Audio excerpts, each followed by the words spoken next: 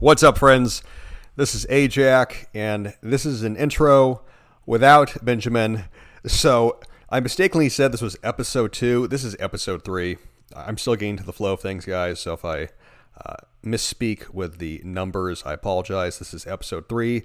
Benjamin was an awesome guest. This episode was very training, coaching, nutrition focused. I think those of you guys who are maybe fitness professionals or even considering a coach, you will get a lot of gems from it. I wanted to give a shout out to 2 companies. This is not a sponsored podcast, but 2 companies that I utilize that I think are useful. Number 1, if you are a Broscience, Elite Research USA, peptides, they are my preferred vendor. You can use code 10AJAC, AJAC, for 10% off. And the second company, if you want to spend big and get something cool, you guys know I love the sauna. I talk about the sauna a lot. It's an infrared sauna from High Tech Health. Call them on the phone, mention Ajax, and you will get a deal. And that's it. Without further ado, we will go right into the actual episode with Benjamin. All right, what's up, everybody? This is Ajax, and this is the golden age of Broscience, and this is episode 2. And I have Benjamin Yeezus with me. So Benjamin, just to give background on him, and I'm going to let him talk, but I've followed him for a bit on X. He's a bodybuilding coach. He's a competitor. He has a very interesting background as a DJ and in IT. And speaking from a professional standpoint, I've been a personal trainer 16 years, my entire adult life. I've trained thousands and thousands of client hours, worked with hundreds, thousands of people. I know when someone is legit, and I could tell immediately, within probably just seeing his post, I'm like, this guy's legit. It's very obvious that he has applied practical experience and is in the game. So I appreciate that. And without first and foremost, further ado, thanks very much for Benjamin, welcoming me how you on. doing? And such a nice introduction. It's an absolute pleasure and an honor to be here, to be honest.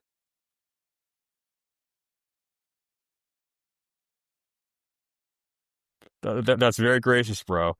I appreciate that. So, tell everyone about yourself. Like, what would you like people to know about you? Since we were talking a bit before we just started the recording, and you've had an interesting journey from your, I guess you'd say, almost your artistic career to your technical career. Yeah, to I mean, around the age of 17 or 18, I started start from the beginning. as a DJ. My dad was a DJ before me for many years.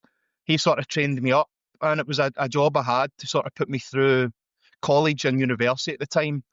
I enjoyed it so much, I just carried it on into my working life. So I worked in IT, and I also DJed, sort of in my 20s through into my kind of early 30s. I came late to the fitness game. I was actually 34 before I really started in earnest. I'll be honest, I had wasted 5 or 6 years before then trying to grow but not get too big, trying to not spike my insulin levels too much. Every trick in the book I fell for. Life changed for me when I reached out to Jordan Peters online as an online coach. He told me what to do. He told me to jump. I asked him how high he wanted me to jump. And the rest, as they say, is history. And to this day, I'm very, very grateful and a big supporter of what he does. Around 4 years into my journey, I became a coach myself just through, in essence, my technical background. I had a real interest in how do things work? Why am I doing this? Why am I doing that? And that just led me into a conversation one night at a game of soccer, as you guys would call it, at football here in the UK. And this gent had told me, I've been through every single diet possible. I can't lose weight, and there's not a lot of foods that I like. So I felt confident enough at that point that I could help this particular gentleman. So I said to him, put down what you eat. I'm not going to judge you. Just tell me what you eat, and we'll look at things that you enjoy. And this particular gentleman had non-alcoholic fatty liver disease for around about 2 decades. So he had to go and get blood tests. Fast forward 5 months, we took the best part of 5 stone, 70 pounds away from him. He got a letter from the doctors to say, congratulations, you don't need to come back for any more blood tests. You've now cured your non-alcoholic fatty liver disease. Or not cured, in remission. You can't say cured, in remission. He's now in remission. and, you know, jobs are good. And Yeah. at that point, I was just building up my portfolio. I wasn't charging for my services. I wasn't actually certified as a nutritionist at that point. But again, wanting to know the whys and the hows, and I always, even in my professional career, like to have some certification that says I kind of know, what I'm yapping about, even Yeah. though I'd already started putting results on the board. Seeing that and hearing that, this was a gent who was nearly 50 years of age. And I just said, you know, there's something here. I enjoyed it. I still to this day enjoy coaching. I love learning. I love empowering and educating people in terms of nutrition. And one thing, again, that we've seen in your content, Ajax, practicality, avoiding nuance and making it about how you can help people and where you can meet them. So it's not just a big load of rules that they need to meet in order to get these results.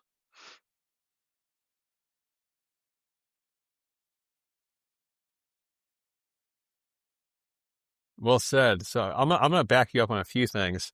So you got into DJing, but like before you ever did bodybuilding, you were a DJ. Were you a musician? I'm always curious about this, since obviously your history and your background probably informs how you do things now. But when you became a DJ, were you like a musician, and then you wanted I to, had 3 drum be on lessons in stage my making the entire music for people? life, Like, how did and that found start? that I didn't have the rhythm to do it. Music's been a big part of me growing up. My dad was a DJ. My mum listened to a lot of music when we'd be driving around in the car. So there was a lot of music in life. So it just became a natural kind of progression for me. I didn't really have the skills to produce or create. When I first started DJing, it was vinyl. So you had to, line it up and you're listening, and it wasn't the fancy, it wasn't direct drives. It was called belt drive Hmm. turntables. They were very cheap. Um, and you had to be an extra second ahead of the beat because the direct drives go straight off. The belt drives, you need to give them a little push, but just the right push. So it just kind of went from there, and CDs became popular. I became a CD DJ, and then onto the laptop eventually, just before I hung up my headphones.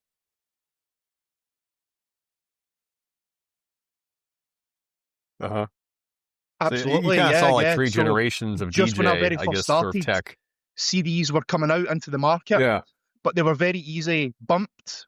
They had no buffer. So if you hit the CD, it would jump. But then later on, they built buffer into the memory of them, or buffer memory into them. And when you hit them, it wouldn't jump so much, or there'd be a delay. So you could have a 10-second buffer, Uh-huh. and then all those good things like writing CDs, the speed would come up from the computers away back to, I mean, getting geeky, like IDE 1X to SCSI 4816X CD writing, so you could do it faster.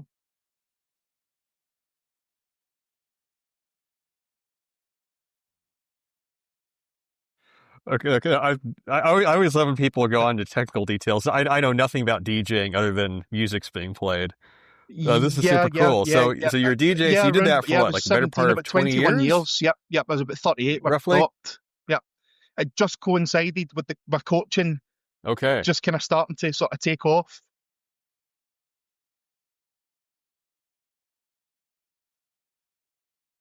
Ah, okay. Yes, But yes, then, so at the yes. same time, you have this DJ Technically career, but speaking, you I've also got worked 3 in IT. degrees, one in IT, one in advanced computer networking, and my nutrition Hmm. certification is the equivalent to a UK degree. So just I use them. Sorry, on you go. Yeah. So with IT, no, go ahead. So you Yes, have yes. 3 Initially, I degrees was with a network IT. engineer, So you said you and did then I became project a network management? manager. And then Yeah. we were bought over by a company and quickly Oh. entered the project engineer space.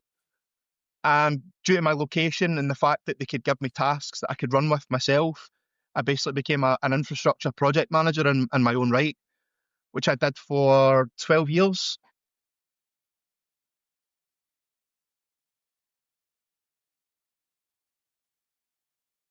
Okay. No, this is cool. So you have multiple things going on. And then I guess I'm trying to ascertain the timetable. So it was about 30, you decided to I would get say in they shape, probably first set work foot out, take inside the that gym seriously. Is that accurate? in earnest in around about 2006, 2007. And I then spent 5 or 6 years wasting a lot of Hmm. time reading let's just say magazines. I won't name any names, but I'm sure you can imagine the ones that tell you not to spike your blood sugar after 6, and you can have a 6-pack in 17 days. Those kind of magazines.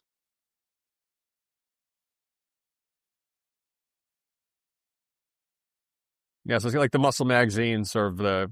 I think every guy, well, I say every guy, but let's generalize. Most guys, you go through. Maybe it's a teenager, maybe it's later. You go through like your get ripped, get big, fix era, where you read the articles and they tell you that you're going to blow your arms up in 8 weeks, or you're going to blow your back up, your chest up, or it's like a whatever insane transformation program that's going to put on slabs of muscle. And then you do all this stuff, and yet maybe some of it kind of works. Maybe like if it's doing something's better than doing nothing, right? One is more than zero. But there's no real progression or principles or really any, model built into it. And then you're kind of balancing between like you want to get big, but you want to be cut, right? That's always like but then your estimation of how big you need to be cut is completely inaccurate. And everyone wastes a certain amount of time wandering through. Yeah, I mean, I wasted space. six Some full years more than others. I wanted to get big, but I didn't want to get too big. I mean, every cliche in the book you could throw at me, the mistakes that I made. One of the things I would say, like right at the beginning of my journey, I was 143 pounds. So I'm nearly 6 foot tall. I'm just under 6 feet. So 143 is absolutely nothing, as you know. Yeah. I've been in stones, pretty skinny. 10 stone, 10 like stone, 140, 10 stone, 3 pounds. Yeah. Obviously, you can imagine, I'm not genetically blessed. I played a lot of soccer, football here in the UK, but just like regional, low level, nothing dramatic. And when I finished my last cut, I was 229 pounds when I started cutting down. So gone up fairly considerably and looks slightly different now.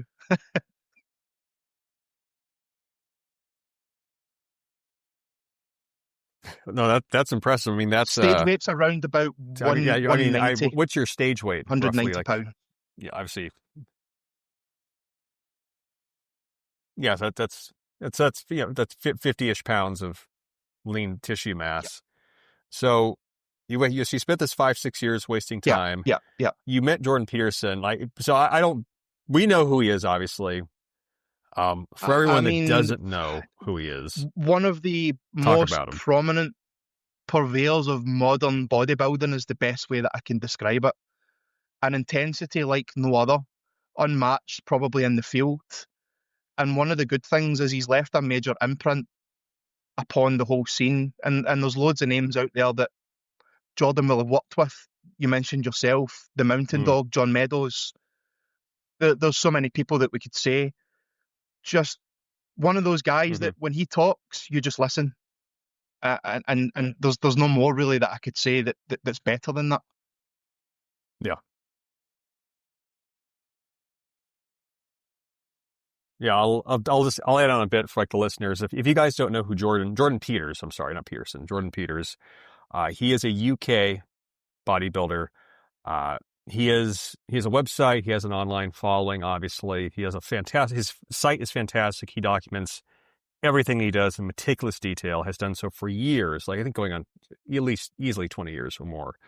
And he's gone from sub 200 pounds to close to 300 pounds. It's an absurd amount of muscle tissue. The guy's a freak. If you see him, physically, size wise, training wise, is freakishly strong, moving insane weight and everything.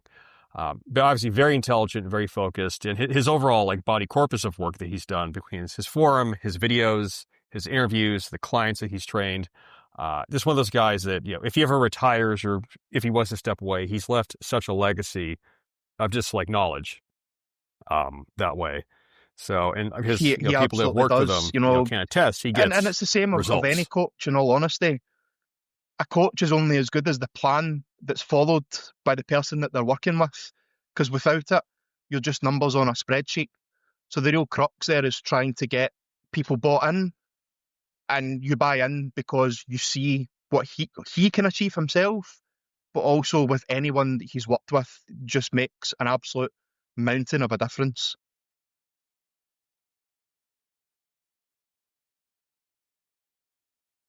So when you started working with him, like I mean, I'm sure you can list out lots of things. What were sort of your first How impressions that you started how learning as much to you like, need oh to eat, wow, like this is starting to click, particularly me. makes sense. I remember receiving my first plan.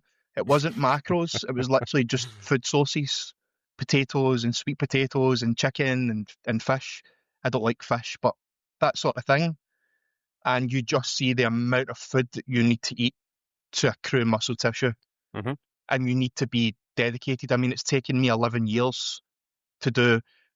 I don't think I'm great or anything like that. I just, when I say do what I've done, I just mean I'm the best me that I can be, because I've given it the best shot that I can over the last 10, 11 years of my own journey. Um, yeah. Yeah.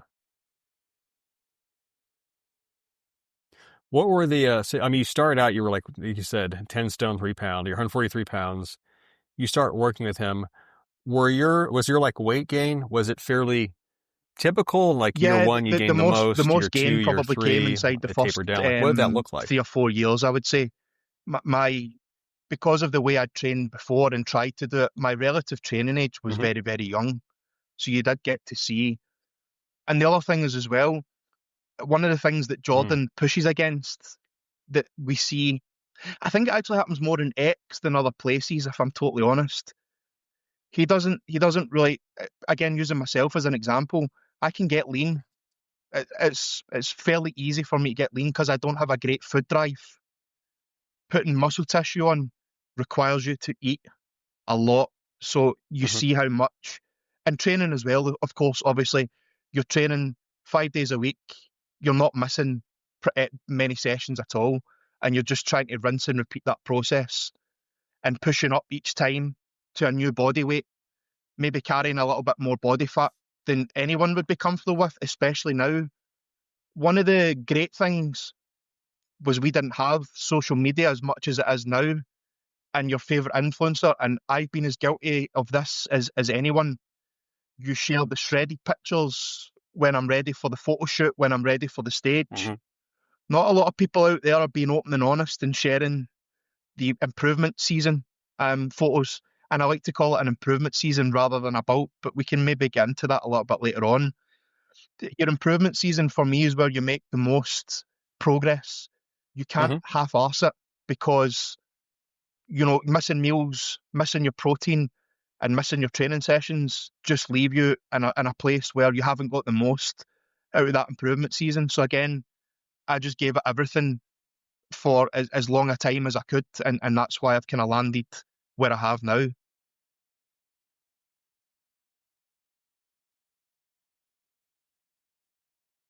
Yeah, that gets sort of overlooked or under addressed now, where in terms of gaining muscle tissue, right? Where there's always this desire. Every guy wants to get really big and get ripped, but they also want to drop like 20 pounds of body fat. But they also don't want the scale weight to go up. Like it's all incongruent, where if you are actually going to gain tissue and you don't have a gifted metabolism, get a gifted body that way where you just put on mass easily, the primary driver Yes. of anabolism, aside from the training stimulus, is food. And being in a continuous calorie surplus, positive nitrogen balance, it has to be present every single day. The number on the scale has to I go up. mean, we There's see no other way to often do people it. talking about this main gain. From what I've learned, from what I've experienced, every time you go up, you want to push your body weight up a little bit. But what's coming with that is a little bit more muscle tissue. And as you know yourself, there's a ratio between how much muscle you put on. Nobody's grown lean without putting on a little bit of body fat. It just needs to be accepted. And I think that's what's kind of missing at the moment in the social Mm-hmm. media space, because it's all about get ripped, get 6 photo shoots in so that you've got different clothes that you can post for the next calendar year and do your growing.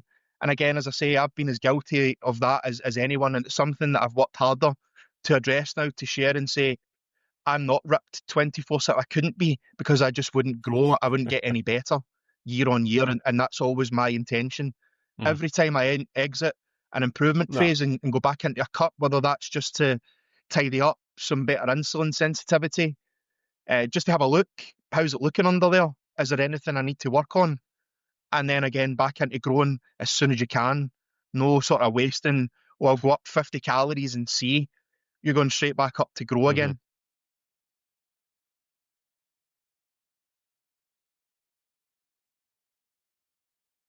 Now, I think I'm I'm not. accurate in this. You're a natural guy, I'm not. right? You've never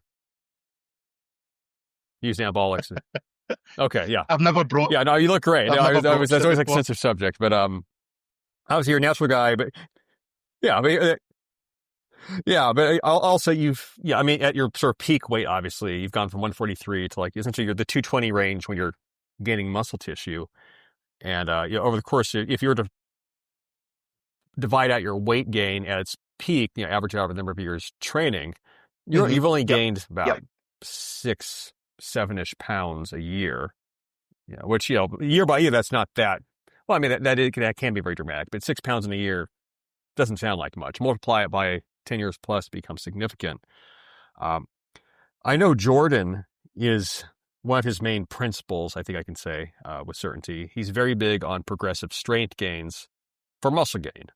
If you're not getting stronger on your like core effective productive exercises, yes, he's huge on nothing's that. really happening. Progressive with tissue. overload, even adding 1 rep or 1 pound to the bar every time you can. One of his theories is lower volume and higher frequency. So with that lower volume, you've got to really get the intensity right in the sets that you do. But those sets that you do are the ones that drive the growth, and that's why you can't do as many of them in a session. So there's no fluff. Yes, get warm. Absolutely, get warm. Don't waste a lot of energy when you're warming up into your working sets. So if you want to call them feeder sets, warm-up sets, whatever you want to call them, but your working sets are around about, 10, 12, 14 in a session, so that you can get out, get fed, get recovered, and have the muscle ready to go again, maybe 72, 96 hours.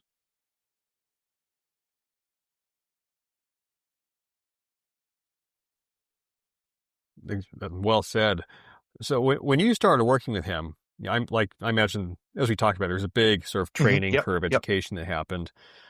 You said the training was 5 days a week, and I guess it was lower volume. What was sort of surprising about to you that was like, wow, this is a paradigm shift? Was it the intensity? I learned everything, to be honest. I learned about intensity. I learned about what a proper workout looks like and how to program those workouts. I also learned that you won't always be sore leaving the gym. So though you're doing maybe 12 or 14 working sets, there's times I left the gym and I felt maybe I couldn't do. I'm not crawling out of the gym, for example, which is obviously another kind of popular thing. If you're not sore for 3 days after training your legs, or you're not sore until the next leg day, did you really train legs? And for me, that was a leap of faith, because everything you'd sort of read or understood to that point, which wasn't honestly a lot, but I'd read enough to kind of understand. And I think as well, you get a feeling, but just to know that you can grow by doing that and by pushing the intensity in the sets. And then when you see it and it clicks and everything there is synergistic. So the training, the food, and your recovery as well, because one of the great things that I've taken from Jordan, he says, is train so hard you need 3 days to rest, because things like, I say your joints, I don't mean obviously poor form, but you are at a point going to be sore in the training because you're growing.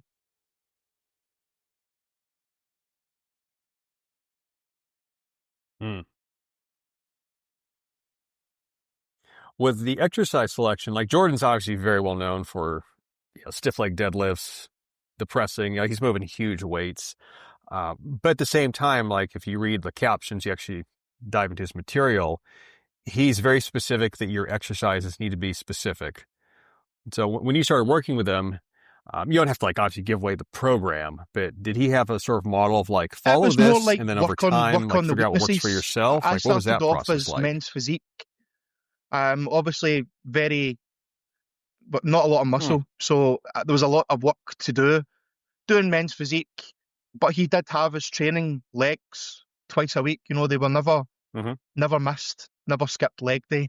So it was just a case of everything at that point for me was a weak point. So everything just had to be brought on, and unfortunately, given its own spotlight, it might have been slightly different had I been maybe bigger up top and needed work on the legs.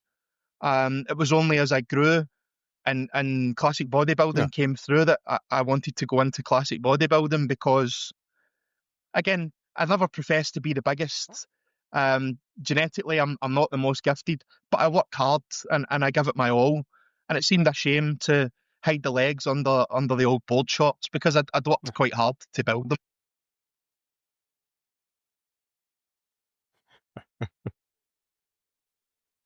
Oh, well, I mean, that's always a joke with men's. And then, I mean, I guess yeah, what is the division men's physique called? The division, men's. MPD.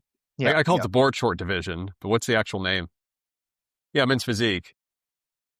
Yeah, or obviously the guys have like the long shorts, but yeah, I mean, a lot of them, respectively, they have decent leg development. It's not like they have no legs, but Yeah. then yeah, obviously the emphasis is really more just the upper body and abs and some thigh muscle. But then yeah, if you're going to train to get bigger overall, why not just go into It's now like gone the full circle physique division, because right? there never Or used the to be a classic weight division. cap on men's physique.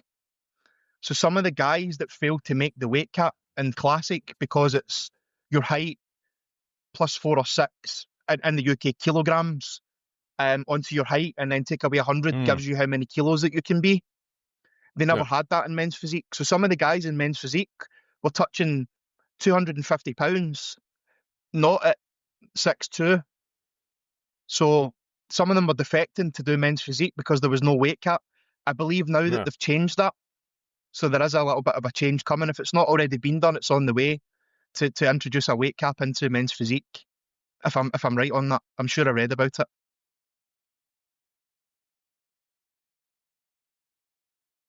Ah, okay. Oh, good to know. So you started there, you eventually transitioned essentially to bodybuilding. When you were both working with Jordan and then beyond, what was kind of your training? Everyone always has a training philosophy they develop for themselves, where N equals one, right? Like you know what works for you. That's unique, and there's similarities with other people, but at the same time, it's your own. Like you're the biggest project. What did you find worked best for your body? Yeah, I mean, Just in terms of like having sets, having reps, obviously volume, Jordan as my coach for exercises. 6 years, I had that access to that sort of programming. And in all honesty, it's one of those things that it's never been broke for me, so I've never really had to fix it, so to speak. Yes, there's times where maybe I've been injured. I had a bad Mm, sort of SI joint injury that just kept recurring, being to physios and chiropractors and stuff. It eventually meant that I couldn't squat, so I can't barbell squat anymore. I've got to use things that are on a straight plane. So these are things that I've had to sort of feel and hash out throughout my training life, so to speak, and just find out, hmm yeah, what works for you. I'm a big fan of the sort of time under tension and mechanical tension, so much so that Dux and I have what we call CFRT, which continuous fluid repetition training, as we call it. In essence, coil up, nice and Yeah, continuous controlled, fluid repetition training. explode on the way out. Doesn't have to be nuclear. Again, a bit of control, but some nice power on the way out. If you were doing, for example, a leg press, and you're just controlling the weight that you do until muscular fatigue, and then how many reps did you do? And if it's around about, I'm a big fan in the 8 to 15 range, in my own opinion. If you got so many reps, write it in your logbook, and are you ready to go up? Maybe for legs, 2.5 pounds per side, and literally go from there. Again, get trained and get out so that you can feed and get back in so that your recovery is up there as well.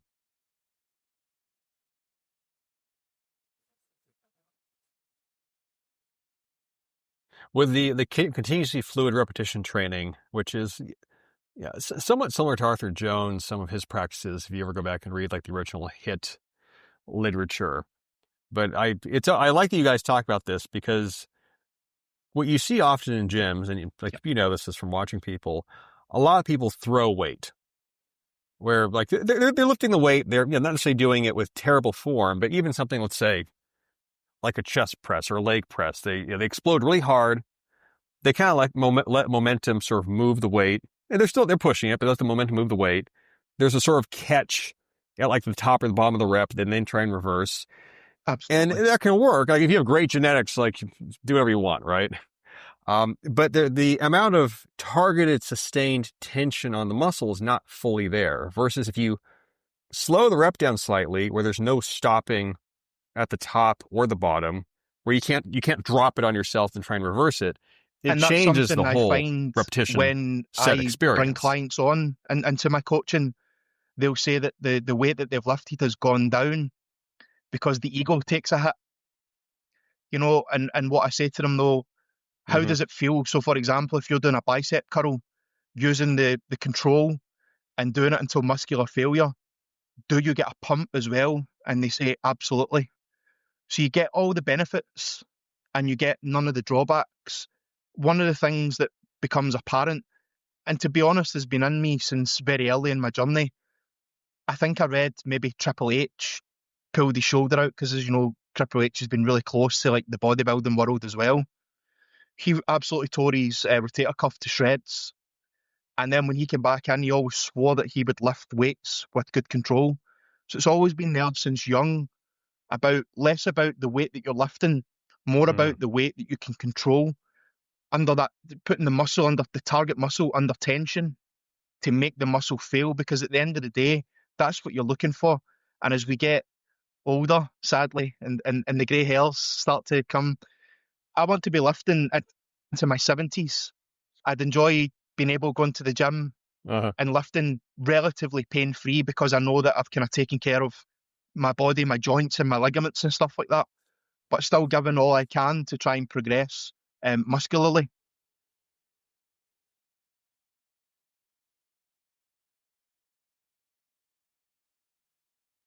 Yeah, that's always hard to make younger guys understand. Like there's always that sweet spot, I think, up from like whatever, Yes. 15 to maybe your early 30s, especially if you never had an injury.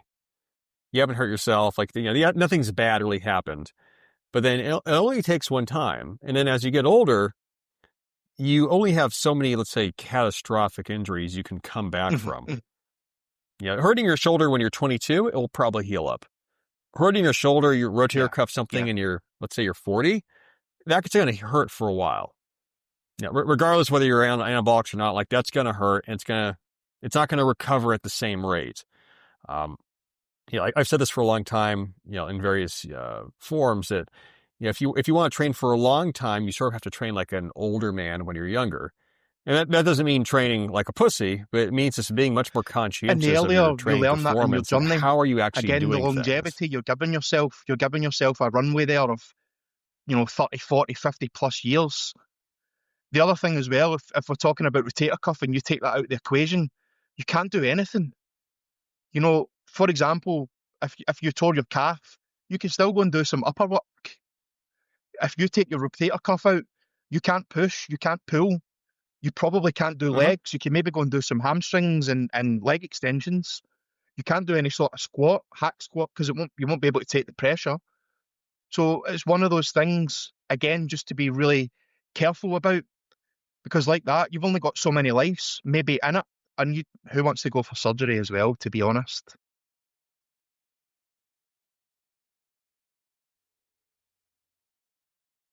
Yeah, rotator cuff, I always tell my guys that you have to take into account that on every upper body movement and lower body, if you're training chest, you're working your rotator. If you're working your shoulders, you're working your rotator. If you're training back, you're training rotator cuff. Like it's always, whether it's pulling or it's pressing or you're doing this lateral raise, there's force going through your shoulder joint. And then if you're deadlifting, there's stress being put on the shoulder. If you're squatting, you have that downward pressure on the shoulder. You're holding dumbbells as you're doing lunges, like there's pressure being put on the shoulder.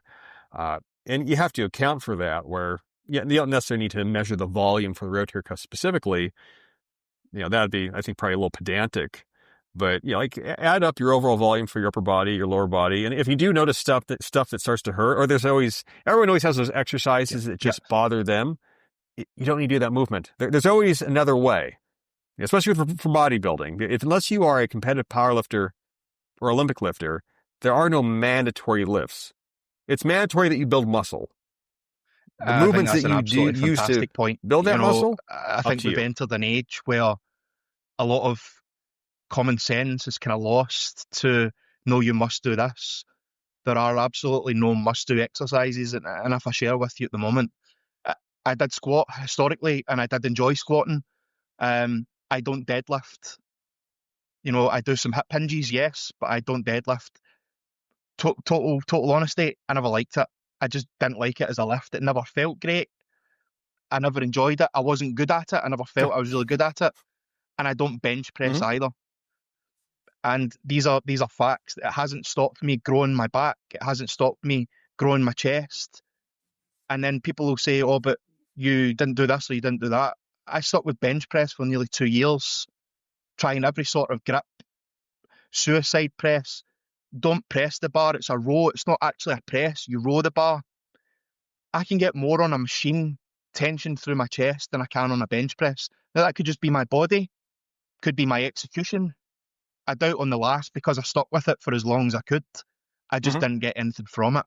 So you don't need any exercises to build any part of the body. It's about finding exercises that work. Because there's even machines out there that you go on and you go, nah, this just doesn't feel right for me. Different lengths of femur and different bones in your body. Different people have different mechanics, and it's absolutely fine to have a little play and see what works and what really lights you up.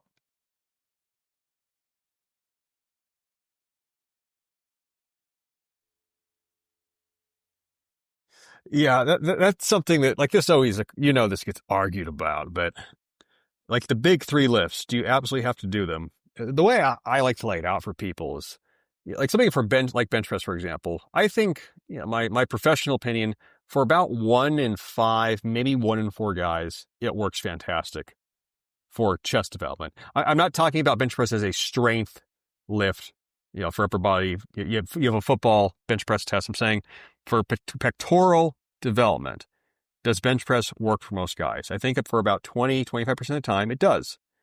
Now, there's a risk to it, obviously. Everybody knows someone that's torn a pec benching or rotator cuff. That's incredibly common. But it does work really well for that percentage of guys. For the other 75-80%, it's like, it's in the middle to just being a lousy exercise, honestly. Like, there are those guys where you just have to, you have to accept and not care if you get called a pussy. It's like, you know what? I'm never going to be that strong on this lift. It's taking more than it's giving in terms of stimulus. Do I need to do it? If the goal is I want bigger pecs, not a worn down arthritic shoulder, there's other movements you can do. Obviously, you have dumbbells. Obviously, you have machines. Obviously, you have cables. Especially, for myself, like, I'm a little bit taller. I'm around like 6'1". I have very long limbs. I have like a short horse, so really long legs. I've never felt bench press in the chest ever. It's a front delt exercise. Vince Gironda, like, all I feel is front delts. That's it. For myself, if I go getting like the cable press, I actually feel it in the pecs. If I use dumbbells, I actually feel that in the pecs. There's certain machines I actually feel that in the pecs. So like, have I done it? Yeah, like I got like to in the mid 200s, and then shoulders just hurt all the time. Stop doing it. Shoulders haven't hurt since. You can't be married to exercises that way where you must do them. Thank you. But you said something about, so your back development, you got great back. You got very good top to bottom development in terms of, especially spinal erectors, mid back. I'm talking about like the actual density. You're not deadlifting. What does your repertoire look like for like the posterior training? First of all, to get that thank level you, and probably just a little bit of luck as well, maybe genetically, but a lot of what I would call kind of bog standard plate loaded rows, just the simple machine that you load and simply row. I don't want to say that I invented seal rows, but I was definitely one of the first people to do them way back. So like on an incline dumbbell bench, and just rowing the dumbbells on that as well. Basic stuff, lat pull downs, cables with dual arm, not much on the single arm stuff, to be honest. A lot of the stuff I trained in sort of predates the what I call the kind of social media explosion to D handles and a lot of that stuff. And some of it's great as accessory work. I think a lot of people now are putting the cart before the horse because you're not doing your basics of those pull exercises that I've just mentioned there. Anything that puts you in a position where you can get your elbows back and fully contracted, and whether you're doing that vertically, horizontally, and then using different grips, so pronated and supinated type grips, so that you're really getting the elbow is back as much as you can and just getting that engagement in your back. Hip hinges, again, really just basic stuff. Dumbbells. I'm a bigger fan of dumbbells. I feel they work better for me than a barbell row. I don't feel that I get as much. I've never really, if I'm honest, been able to work out why, but I do enjoy dumbbells. And the one that always gets slated is rope pull-throughs. But I think they're great for teaching hip hinge technique because you learn how to fold over and the rope teaches you how to do that. So just some of the things as well that I've been involved, in the sort of posterior chain.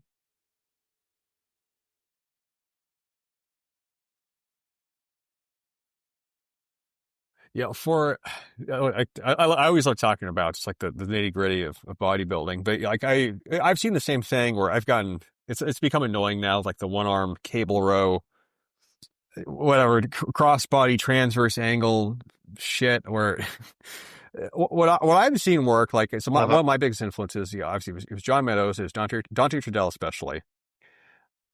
If you want to. Yeah, the back muscles, you have to think about the back, where if you're going to do a back movement, like a row, right? You're already starting in a stretch position. Yeah, the back is the opposite of the chest. The chest, you start shortened, you lower the weight, and eventually you'll find as you get into like a stretch out position, like, I can't push it up anymore, right? Like you fatigue. The back is the muscle fibers, it's a different orientation. You can still get some contraction going, even without pulling the elbow all the way back, and you're starting this heavy loaded stretch position, and that allows you to it allows you to potentially use more weight.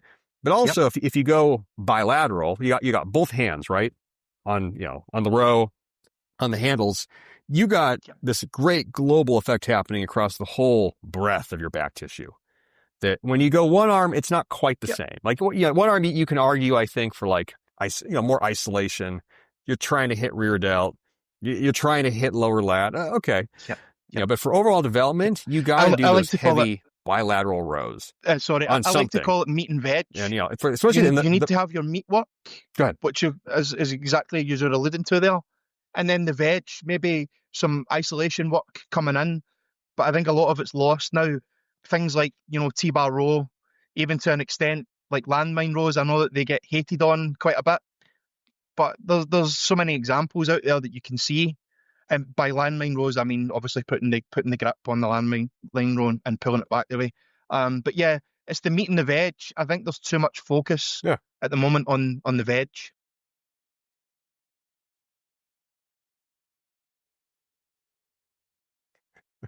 That's a good way of defining it. The whole sort of like biomechanics movement, this idea of like trying to optimize everything.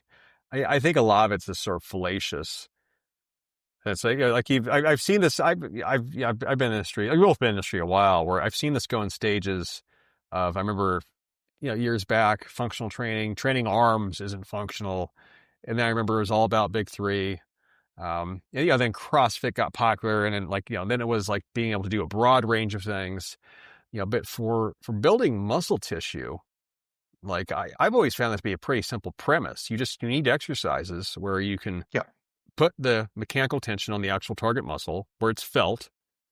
You get a relatively complete range of motion where, range of motion being not just a bit where the weight's going, but where the muscle is actually lengthening and it's contracting. And that might be a shorter range of motion than maybe you think. There's no such thing as overdoing range of motion where you're going like too low or too deep. But then once you figure that out, that's, I'd say like a set of very classical exercises in most cases. You're going to have your rows, you're going to have your presses, you're going to have your leg press, your lunges, the Bulgarian squat, a regular squat. once you figure out those movements, then it's just getting stronger on them over time.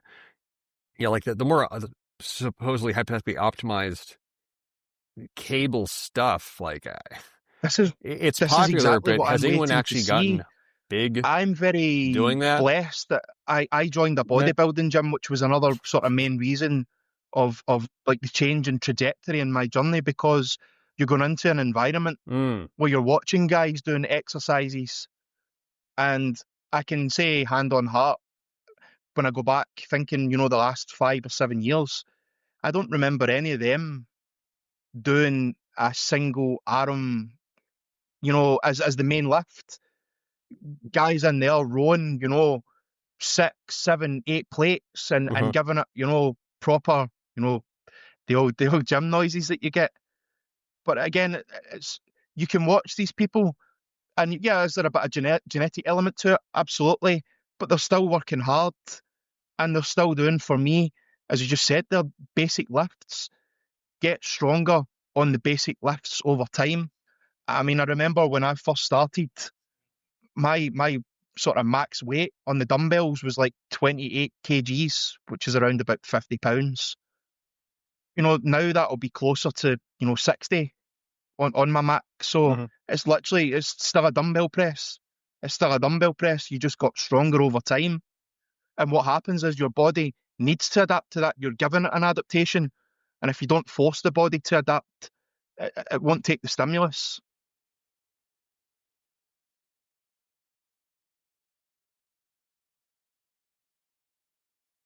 Here, here. Yeah, I think the biomechanics trend, I think, will probably die off in the next few years. It will circle back to then like the another neo revitalization of old school training methods. Um, I really don't think there's been any serious innovation in training in so many decades. Maybe for volume, like I think we have a arguably better understanding of Yeah. volume now that you can go low, moderate, high. Like there's a big range there. We know that every rep range can potentially build muscle, but exercises, yeah, that hasn't really changed much at all. hmm But yeah, so moving on from training to nutrition, since obviously like you've had a very impressive like multi-decade run of steadily gaining lean body Yep. mass. What is your actual like your personal diet look like in terms of just like the dietary model? And then what do you recommend for guys who are If you're very serious about serious about gaining gaining size? Like size, how do you one of the structure first that? things I would say is look to enjoy the food that you're going to eat, and that needs to come from some good recipes, because if you're just going to eat chicken and rice times six, it's going to get bland pretty quickly. One of the things I would say in my sort of ethos, if you like, is I try and make it, even though you're bodybuilding, you don't need to eat a prison sentence of a diet. You know, I'm not saying that you can eat pepperoni pizza every single night, or it's going to taste like a I don't know, a cheeseburger from your favorite place. But your food doesn't need to taste bad just because it's not loaded up with a ton of, maybe carbs, fats, and sugar and stuff like that. You can still eat pretty well using whole foods, and getting towards, the macros that you would need to really put on some tissue. I eat, to be honest, I eat the same thing pretty much every week similarly, and it's just like rice, pasta. We call it mince here in the UK. You guys call it ground beef. It's a bit of a staple here, mince and potatoes, or chili and Hmm. potatoes. It's real basic stuff. Yeah. And to be honest, it's just repeated. Every single week, I have a meal that I want of my choice, which is a Chinese takeaway on a Friday evening. And I have that with some boiled rice, a couple of chips, and a couple of prawn crackers. But the rest of the time, I'm just eating. I'm not a fan of fish, sadly, so I don't get much of that. I supplement fish oil for that. But aside from that, it's just things that I enjoy eating. Um, Maybe a little bit of chorizo and things like bacon, just sort of sprinkled in, just to give you like little elements. But just having a play with it, but having some staple meals that you sort of uh, ring around, so that you're never really stuck.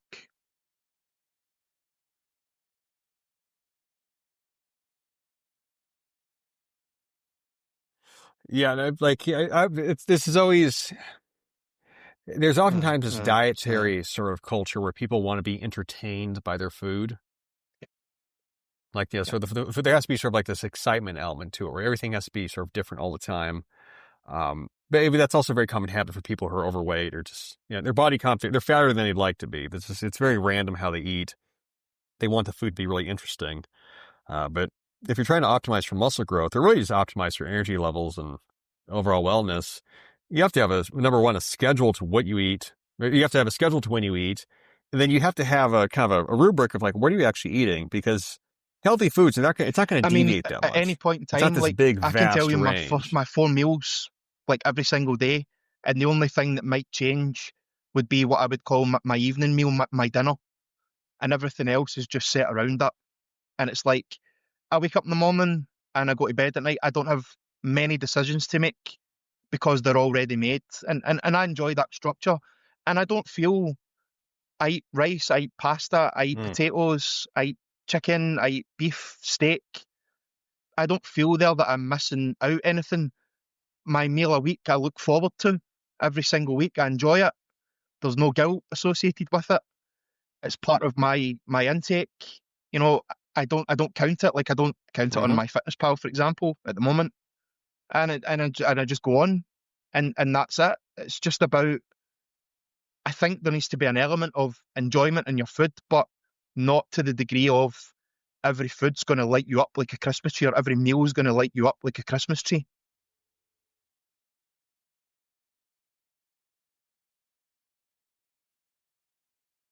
Well, At the this moment, is like a very broke question. What are your like macros like roughly day to the day? only Do you change keep I've it like got in is the between same range, rest or do you day and fluctuate, carb training day. cycle it, So or? on rest day, I'll have just a little, say, one portion of carbs less.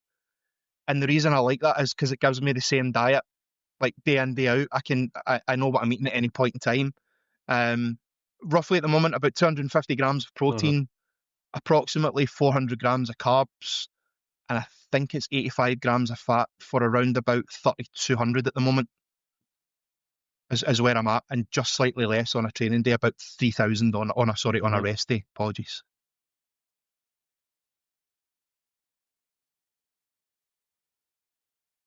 Yeah, no, I'd like to hear that since there's sometimes I think like an overemphasis on trying to plan out the diet with training where like, you know what I'm talking about. Some guys where it's like the carb cycling approach where they want to, like they have their training day diet and maybe that's very different from like the off day diet. I have found over the years that keeping the macros pretty much the same on both days, it just gives you this very steady baseline. Yeah, like maybe Yep, it's like 200 calories less, 100 grams less carbohydrates. But when you have the same inputs day in, day out, and your metabolism adapts to that, obviously, your weight fluctuations and like just, absolutely. And your the good look, thing I obviously, like day to about it day, as it well, becomes much more we spoke predictable. earlier about practicality, and I think there needs to be a practical element. You maybe see in my bio that I've got CEO of hobby building, and that's ultimately what we are. The guys that aren't pros, this is a hobby for us. It's something that we enjoy. It's a drive that's in us that we want to do, and with that comes obviously commitments. We've got, and I don't take away anything from pro bodybuilders. They've got their own commitments. They've earned their spot to do what they do. I'm just talking specifically about like us. We've got full-time jobs. We've got family responsibilities. We Sure. can't just wake up, have a meal, go for a sleep, go and train, have another sleep, and stuff like that. And again, the bodybuilders have earned the right to do that because they've chosen that as their profession. But you can do that. You can live a bodybuilding type lifestyle. You can get the results that you want, but it doesn't mean that you need to do anything that's not impractical. And the other thing I would say as well, the way that you can get things in the stores now and the supermarkets, it's all geared.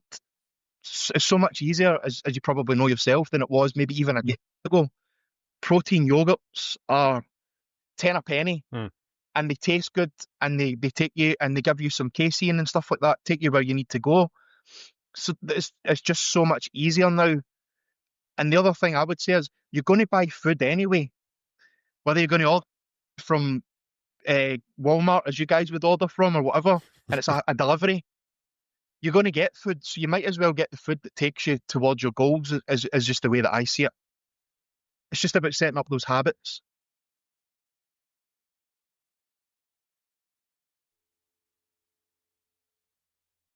Yeah, everything is, Absolutely. well, everything we do is, the majority of what we do is just behavioral loops. It's a repetition of an action day in, day out. There's not that, very few people have exciting lives where they're doing something different every single day. If you're doing something different every single day, your life's probably in chaos. I mean, exactly. And That's and just as I because said, how you do know, you I focus on any one enjoy thing? eating similar foods. The only thing that might change is on a Tuesday night, I might have mince of potatoes or ground beef, and the next week it was a Thursday. So the other thing is you're still there focusing on getting in your micronutrients and stuff like that, which I think is important. But again, your body gets used to what you give it. And I think as well, from a practicality standpoint, when you make the diet too difficult and zigzagging for the benefit that would give versus how that might affect someone's adherence. Let's say they were going to an event and you go, instead of having 200 grams carbs today, I want you to have 500, but I want you to eat every 3 hours. These limitations and practicalities for me just, they're not needed. It's a nuance, in my opinion, and my experience as well.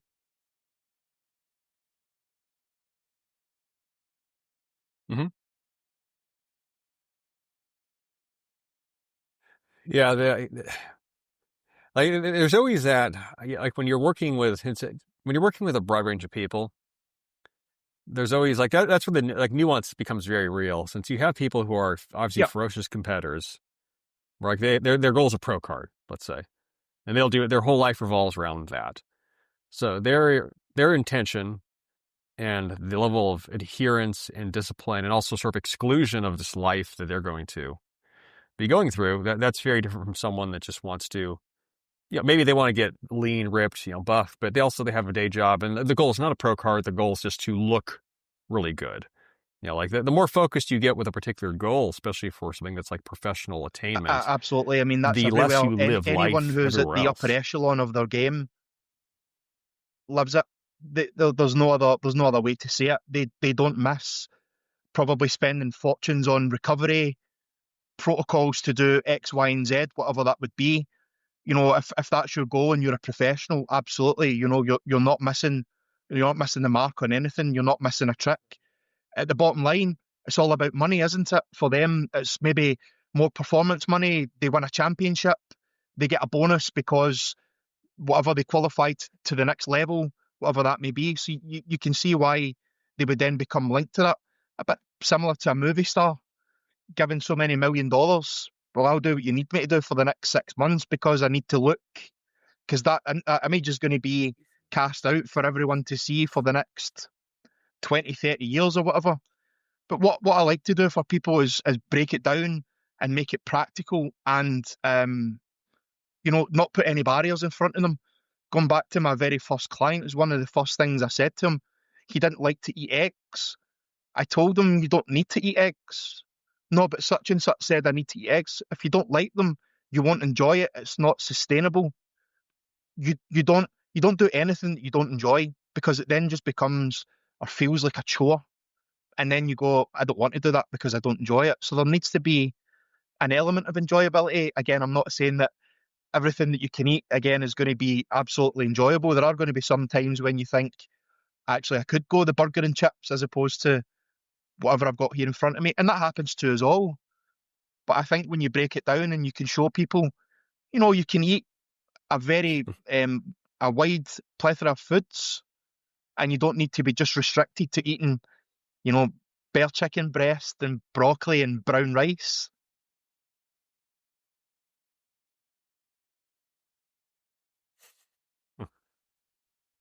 Yeah, I always call it like the dry protein diet, where if you are dieting single digits, you might have to eat chicken breast because it's just basically straight protein with no fat in it. But if you're not dieting and you're in like the improvement season, uh, having very dry, very low fat protein it's unappetizing for everyone. You want your protein sources in your food to have some moisture to it, which part of that comes down to preparation. Now, but part of that also comes from just having knowing your macros, having things Yeah, with like a little bit more this fat in it. Certainly in terms of meat sources, and then also like knowing how to yeah. cook. Right, that's always the other factor. If you don't know how to Hmm. prepare food for yourself, every diet's going to suck, but like that's because you have the One of the mentality of a things I've 5-year-old and used, you need someone else to I'll feed give it you. a little cheat code here. We had a company called HelloFresh, and in essence, they would give you enough to cook a meal. So it'd be like maybe like a stock cube, a pepper, an onion, some chicken, and they give you the reference sheet to make it.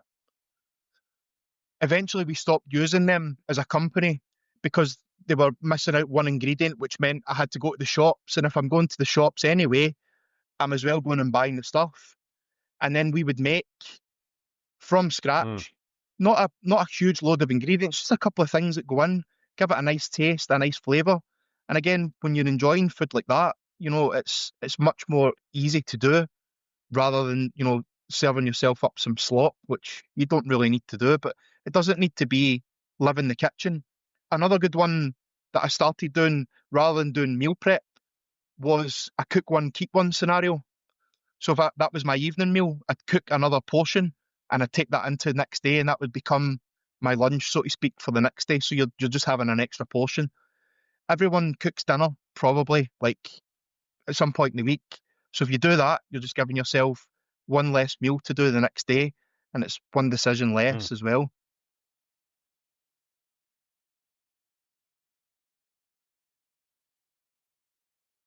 Anything that can usually lower decision fatigue for people, like the less active thinking you have to do, the less deciding on a day-to-day basis. Yeah, I'm a big fan of that. I'm a big fan of that, and that's why, to be honest, I follow what I do. As I say, I wake up in the morning, I know what 4 of my meals are. The only thing I maybe don't know is my evening meal, and then it's just a case of making that. At the moment, I don't meal prep, so we're just kind of adopting life. I had a son a year ago, so we're just kind of trying to come through that sort of process at the moment, and maybe get back to it in the short medium to kind of longer term, hopefully.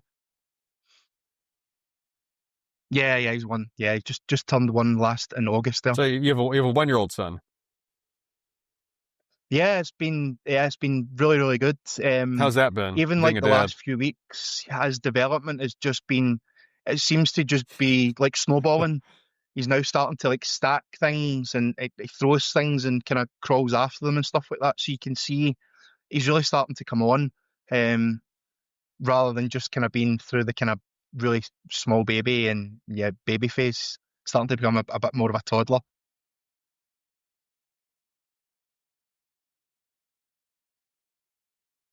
Yeah, I mean, I have kids myself. They're young. That's interesting, right? When you sort of start to see like the cognitive development happening, where it's like the personality, they start learning things, and it changes very much almost day to day. Like you'll see improvements, or you'll see that new development, like almost like hour by hour in some cases. More sounds.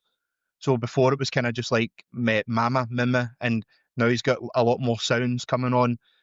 He's a lot more looking. So when he goes into a room, he just immediately looks at everything around it, and then it's what he can get his hands on. So he's really coming out his shell from that perspective as well. And he's strong. He was holding. He sort of, we play the game where he kind of locks me in, and I open the door and keep boo, and his milk was ready. His mum shouted him his milk was ready. I said, right, let's go and get the milk. And I went to open the door, and he's like, I was like, what? And he's like, oh, actually quite strong.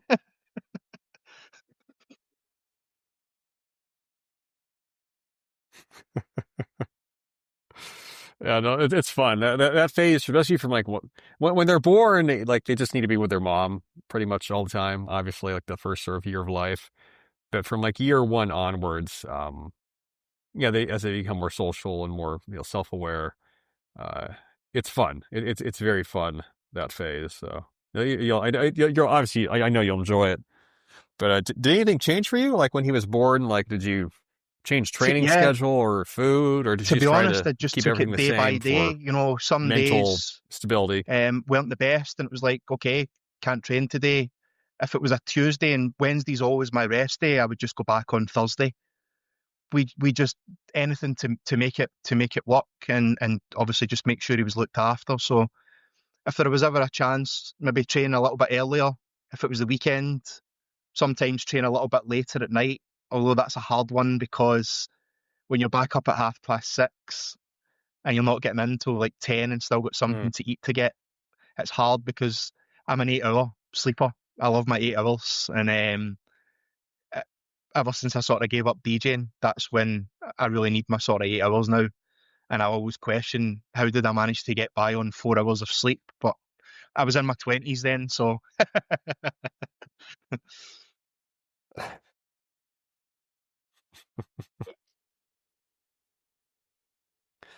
Yeah, it's one of those things you don't appreciate till it's completely gone. But when you are in your 20s and you somehow do survive on like 4 or 5 hours of sleep, and then you get into your 30s and like you can't do that anymore. But then at the same time, like I try to think back on that sometimes. I'm like, how did I do that when I was like 22? But I don't want to say, oh, your brain's not fully developed, but you're not the same person, obviously. Like that decade of growth, of aging, of neurological development. Hopefully you get smarter, you get wiser. Obviously you accrue life experience. I think you also experience time differently, even from 20 to 30 to, in your case, 40. But yeah, like to obviously do that now at your age, where it's like I'm only gonna sleep 4 hours. Yeah, I mean, even for myself now at 36, like I'm just dead man walking. I'm taking a whole bunch. I'm hitting a whole bunch of supplements, research chemicals and stuff to like prop myself awake. I'm like, I can do this for one day, but then past that, like we've my been so lucky that my ability to son be productive is sleeps just from shot. pretty much 8 o'clock at night until 6 in the morning. Like now he's in his route from about 3 months old. More often not, like high 90s percentage-wise. He sleeps. Been a couple of nights he's been up a bit later. A couple of days he wakes up a bit earlier, but yeah, he's pretty much, which is really, really helpful because can get some work done when he goes to bed type stuff and catch up with things and stuff like that, which is good, which is really handy, to be honest.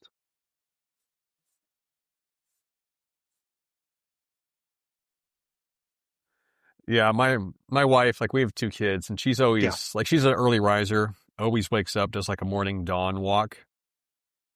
And she always did that while she was pregnant, but I 100% believe it made an impact on their circadian rhythm, since both of them are pretty good sleepers. Like they go to bed around 8:30ish.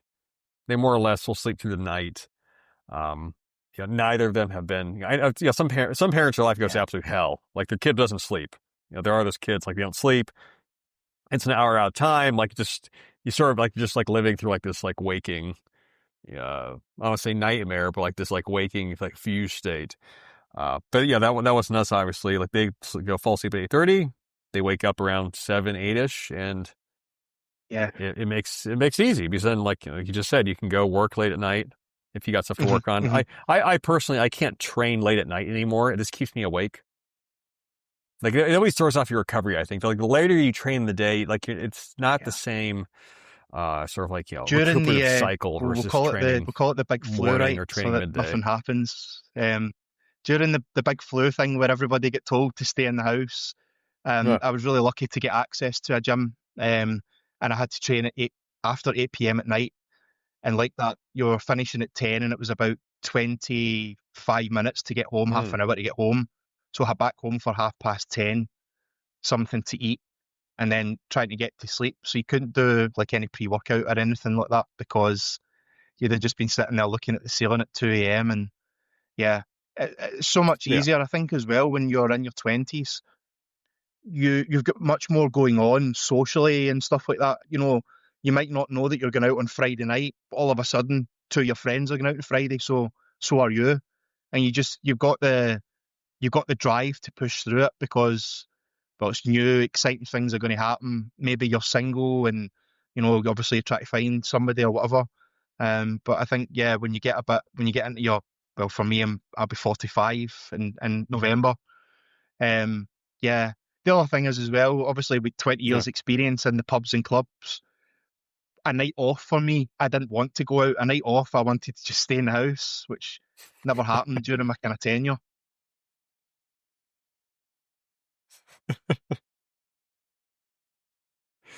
Yeah, no, it becomes. I wouldn't say life gets boring as you get older, but certain things there's a season for. when you're young in your 20s, like obviously you were in clubs, like so like having that nightlife, being up super late, like it's No, fun, I don't absolutely. know if by you there's a But sort it's also of not really for popular forever. phenomenon here Yeah, that's like come a back round for people with maybe 30 and above, and it's they call it daytime hmm. clubbing. So it starts at like maybe 4 in the afternoon, and it runs till maybe 8 o'clock or 9 o'clock at night, and then everybody gets a taxi. Maybe saves on overnight babysitters, stuff like that. But they go out in the afternoon. It's really I'm on TikTok.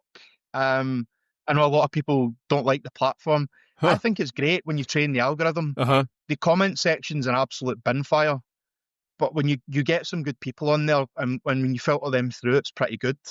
But there was a lot of places that were coming through on TikTok of that kind of ilk out on a Saturday afternoon at 4 p.m. Um, dancing to the music and back home for 9 p.m.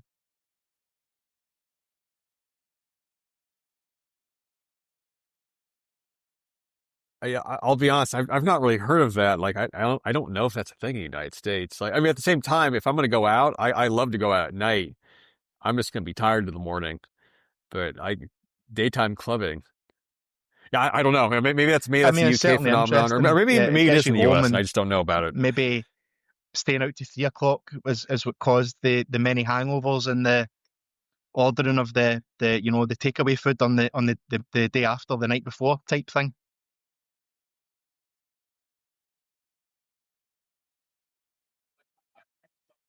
Yeah, no doubt. Like no, I love to go out still, but I can only do it like one day a week.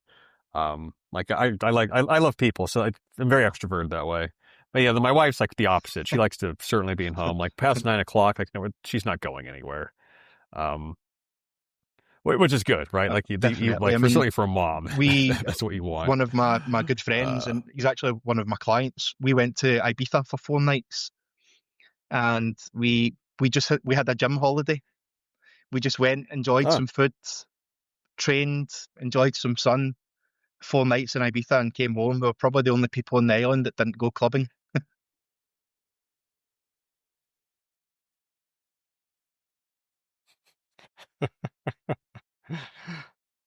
Yeah, and I've always had this running joke for years. It's like I mean, maybe you've seen it, but yeah, every year, like summer comes. Obviously, you live in the UK. You live in Glasgow, as you said. But like going to Spain, going to Ibiza, Mallorca, very big deal for a lot of a lot of people in the kingdom. And then I'll get the same message every year, same message. It'll be a guy. He's like, "Hey, mate, um, like, I want, could you help me? I need to lose. It's always the same amount of body weight too. I just always crack up. I need to lose like 2 stone. I'm going to Ibiza in like 8 weeks. And what can I do? Like, what would you recommend? I'm like, why do you guys like, I swear to God, I've gotten this for like 10 years running. And like, it's just the same template. Hey, mate, I've got a stone, 2 stone, a stone and 7 pounds. It's like, it's always like I got 6 weeks, 8 weeks, or I have a wedding. And it's in 4 weeks. Like, is there a diet? I'm like, why do you guys Yeah, all I wait? mean, And why is it it's happens always so a often. visa? Everybody just leaves it to the last minute. And one of the things I try and sort of talk people out of is putting numbers on how much they need to drop, because you can have two different people, two different levels of body fat, two different levels of conditioning. They're going to look very, very different.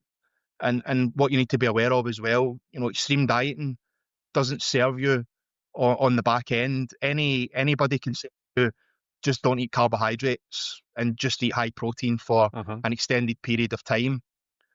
If they do that short term, there's a good chance it's just going to leave them in a position where they're just going to binge it all the way back on. So I'm always trying, when I'm coaching, to coach sustainable habits.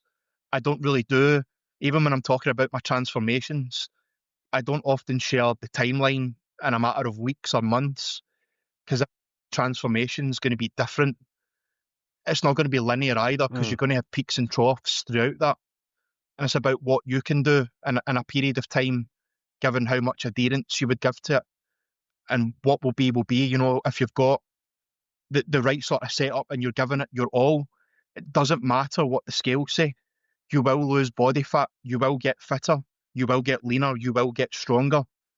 But the numbers on the scale are just something I think that trip a lot of people up because, as you've rightly said, they'll pull a number, 21 pounds, a stone and 7 pounds or whatever it is.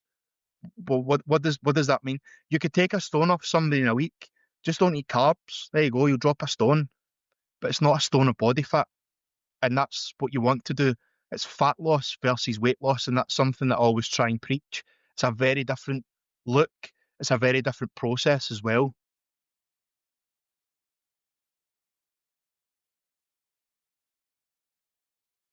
Well, I mean, fat loss, I always tell everyone this as well. Like, you're limited to about 1% of your body weight per week in terms of pure body fat loss. Yeah. So if you're over 200 pounds, if you're over 90, 95, 100 kgs, like, yeah, you can lose 2 pounds a week. If you're under 100 pounds, under 90 kgs, you're not necessarily going to drop off 2 pounds of fat every single week, every week, 16 weeks straight. That's just not how that works at all. And the numbers, like I am a very big advocate of weighing yourself daily while following a plan, because then you can see the zigzag line. You've hit the nail on the and head. The trend over time. The other thing is as well, when people look at that or go a week, for example, and they didn't drop even 1 pound or 2 pounds, well, it's a failure, and they quickly can spiral down. And it's one of the things I'm so careful about, because pictures can tell you more. Those non-scale victories, for example, I'm on the last notch of my belt, but I haven't lost any scale weight for the last couple of weeks, maybe 3 or 4 weeks. But I feel better, I feel leaner on the bodybuilding side. I'm getting more vascular, things like that. Just those things that you can see with your eyes doesn't necessarily reflect what the scales say. And I just think that's something that's so important. I think it ruins more journeys. There'll be people out there that are and have been successful, or they're on the road to success, and they'll stand on the scales and they've done everything perfect to the absolute letter, and the scales went up 1 pound, and they'll go, oh, to hell with this, and it's something else. And actually you've actually made progress. It's just that the scale isn't reflecting it.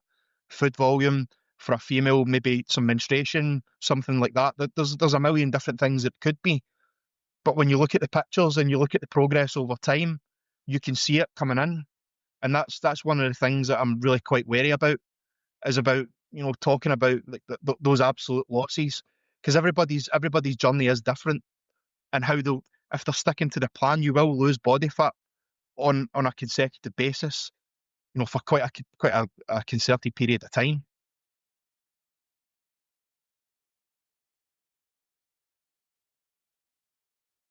Yeah, I know that's a very common with a lot of older school coaches, guys from like 1990s.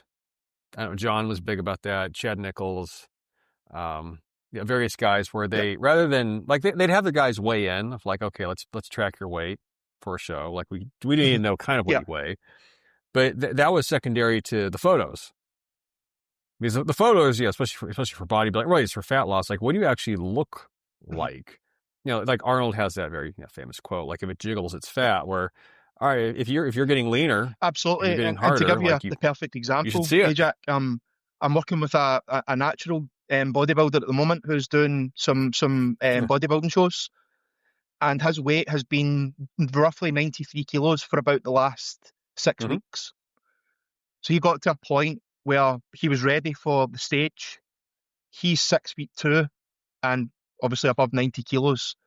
So what it becomes then is you're trying to hold a look, because if you just keep dieting him, he'll end up, looking really flat and stringy, and a lot of the muscle there that doesn't pop. So we're trying to hold that look for him by keeping in refeeds every week, just to make sure that he's not. And what is happening is, it's almost like when you put on a pair of binoculars and you're just sharpening.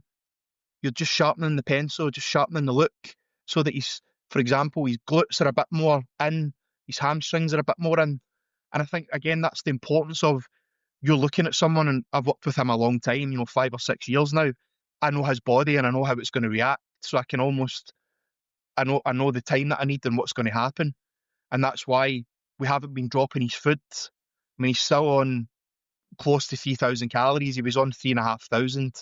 around about 6 weeks out, and he's only doing about 30 minutes of cardio. So as bodybuilders go, it's not the most drastic prep that he's ever done. And like that, it's just about sharpening now. He hasn't lost any weight in 6 weeks, but he's visibly leaner.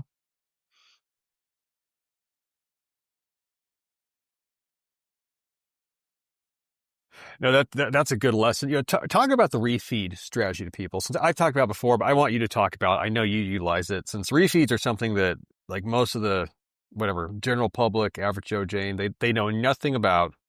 And then when you describe it to people, it doesn't make sense to them, right? It's like So breaks the a brain. Like, what refeed, are you in telling me to do? essence, But like, is just dive into it. when you're in a negative energy balance or a caloric deficit, you're drawing down all the time on the energy in your body. You're not replacing the glycogen. So one of the things I like to do when I'm doing a refeed is it's a glycogen-based refeed. So I'll draw down on the dietary fats, bring the protein down a little, because carbs are also fat sparing, muscle sparing. So you don't need as much protein and fats. So you can do it on the same Mm-hmm. calories or eucalorically, but what you're doing is you're driving the carbs up higher. And the reason for that is just to drive some fuel into the muscles to fuel performance, how the muscle looks, and then how the body reacts on the back end. Normally, what happens when you start to do a refeed strategy is you'll have a baseline weight, and by the end of so many days, you get to see how quick basically someone's metabolism is, how quickly they're dealing with the carbohydrates. And you just basically rinse and repeat that. One of the ways I describe it is like almost being on a roller coaster. So you bring the body down into the sort of the depths. They get to a point where they can't give you any more because they've depleted the energy. You're not giving them back. So the refeed allows you again to fill up the muscle tissue, also to give them a psychological break from dieting, but you get to take them back up to the top of the roller coaster. And then the next time you're coming back down, you Mm-hmm. just go a little bit further. And that's what happens because they're energized again. Their cardio gets a little bit more intensive. Their training performance improves as well. And depending on how lean they are, and I don't think it's a bad thing to use for somebody that's maybe about 12% body fat, maybe just under, you can use it for people that are maybe going on holiday because then they've got that nice look for when they're going on the beach. They Yeah. don't look flat for going on the beach.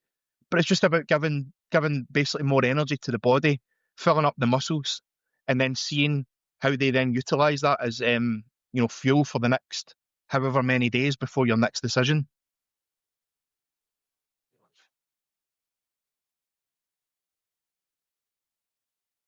Well said. For your refeeds, I'm sure this varies as well. Do you have a preference, like on the macros, where it's like a free day of just eat whatever you want, or do you skew it more towards If carbs it's a or certain kinds bodybuilder of going to carbs? stage, What do you I typically suggest suggest for people? from about 8 weeks out, you lock in on the foods that you eat. Mm-hmm. There's no go and do X, Y, and Z. If you've been having rice and pasta, chicken and beef all the way through your prep, that's what you lock into. And it would just be more rice, for example. Probably something like, depending on the size of the athlete, 2x or 3x the volume of carbs that they do on a training day, and just drop the fats and the protein down a little bit. Again, for me, it's a practicality thing. People will have all the ingredients on hand. I'm not sending them out to get Pop Tarts and Haribo and all that sort of stuff that they're not having, that they probably have in the cupboard or the fridge. They could, if they wanted, they can have a macro approach if it suits them better. If it was a lifestyle client, yeah, it could be. Go and enjoy. One of the things I'm a big advocate of when I'm dieting people, go and enjoy time with your friends and family. So if there's an event coming up at the weekend, go and enjoy a nice burger and fries, and maybe either have a dessert or a milkshake. Don't need to count those calories and just get straight back to it the next day. And they'll obviously get that load then from the volume of food, some sodium. They get all the benefits, and it just uplifts them, just more energy, for a short time anyway.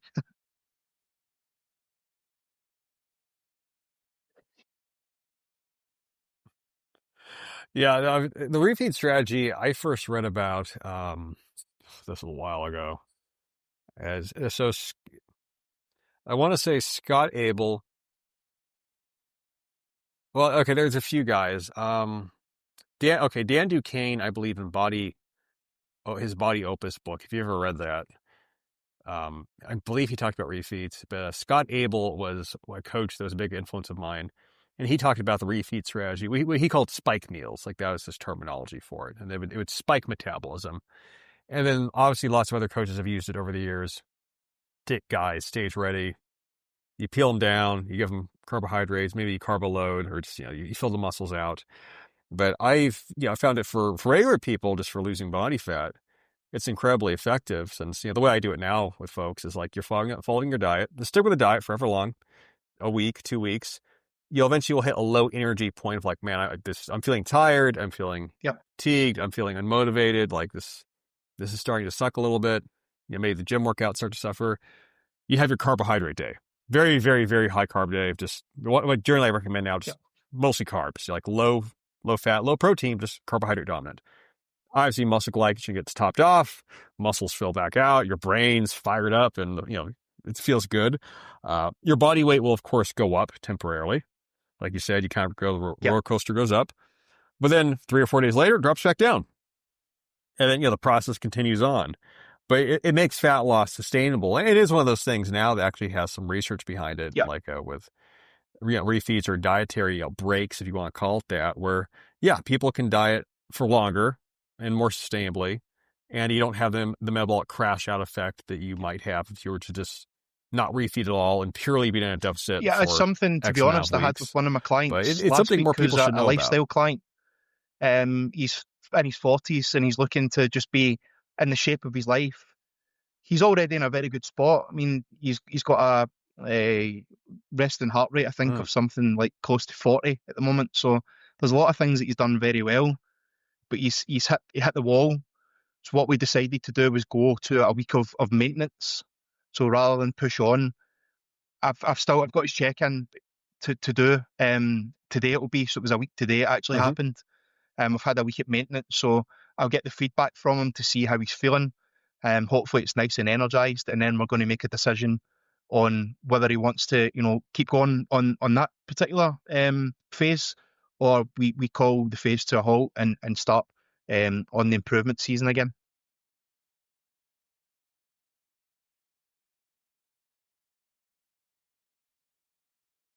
Yeah, that's a good example. Yeah, obviously in an improvement season, I'm just thinking like with refeeds, they're really not necessary at all, unless it's more like a free meal, right? Kind of like what you do now. Like you have the day of like, again, you just go feeds off into diet, practicality for people. For that day or half day. Happy wife, happy life. If you're a coach that's saying to people, no, you can't have X, Y, and Z. One of the things for me, the minute you tell someone that they can't have it, they'll want it. It's the white polar bear effect.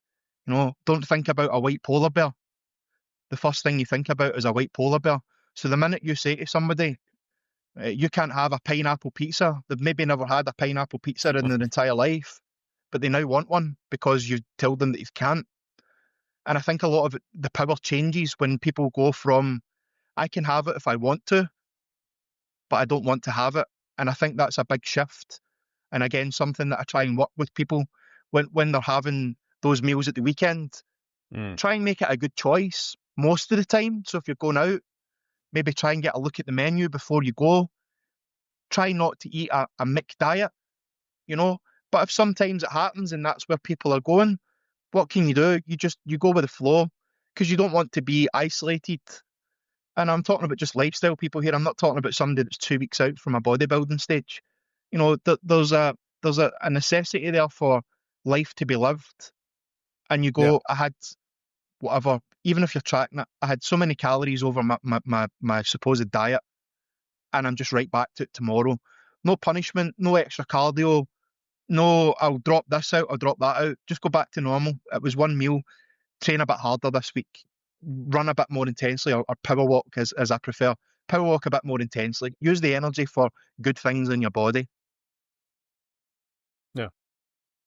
Yeah, but, no, I think everyone does the same thing after a long period of time where, like, you have the one day of bad, I would say bad eating, but just, less controlled eating, or you have like a week of indulgence. On a long enough timeline, it's like, let's say it's 1 week out of the year, you have 52 weeks. You can increase your activity level the next week, and it does, in fact, even out. Now, if you're doing it every other week, well, okay, now it becomes a problem.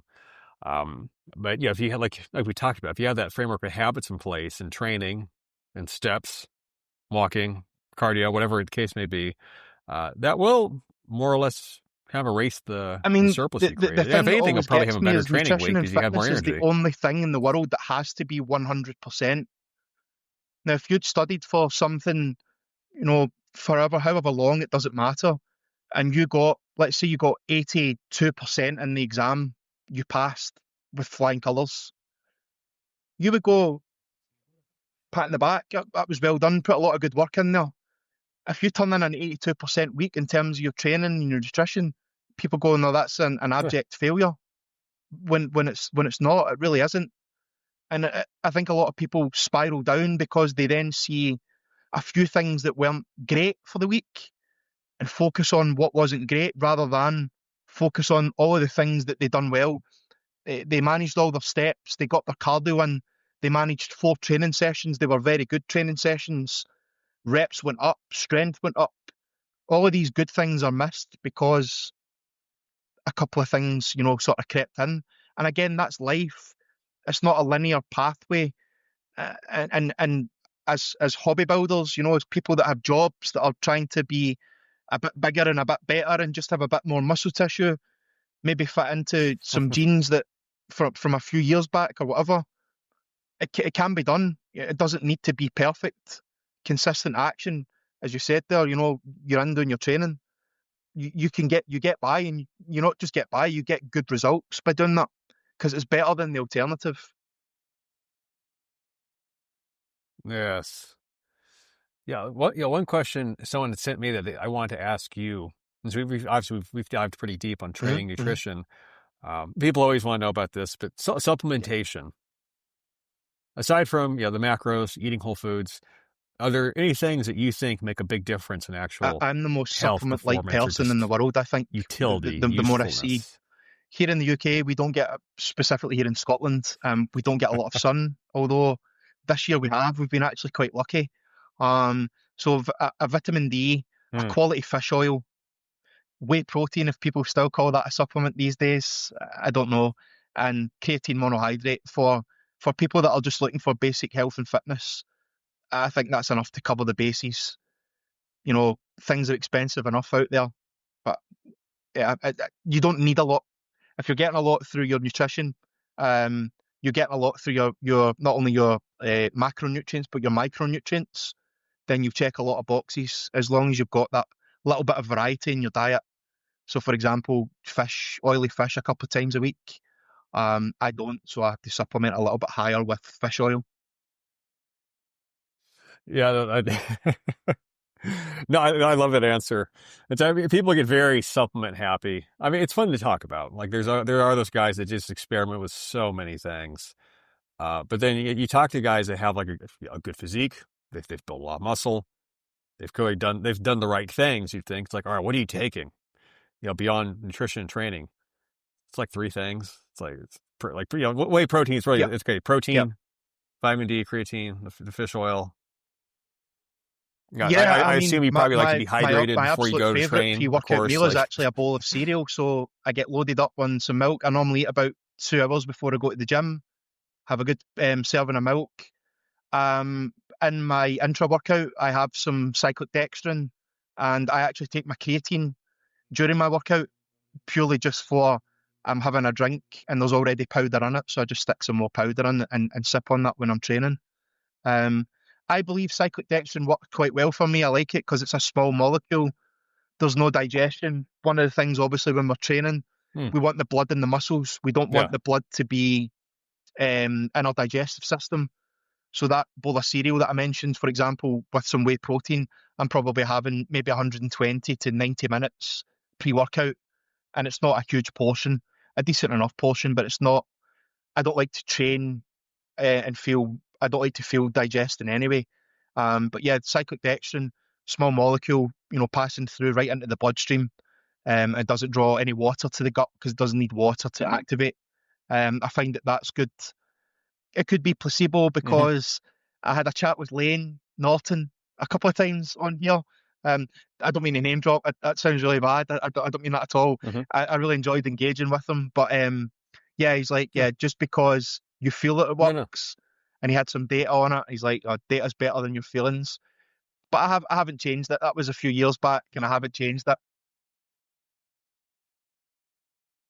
I don't give a shit about that perspective at all. I mean, I've had, no, I mean, I've got respect to you, but like the whole idea that like data takes precedent over actual experience is absurd bullshit. Like the whole, that entire premise that you favor the hierarchy of evidence and like a mean sort of like Yep. an average, the mean of the statistics. And then that is more real than someone's actual, in one, like, how do your actual, again, like, qualitative, like, experience go? Like, what did you feel? One Like of your the things I biofeedback, and to discount all that, like, just fuck that.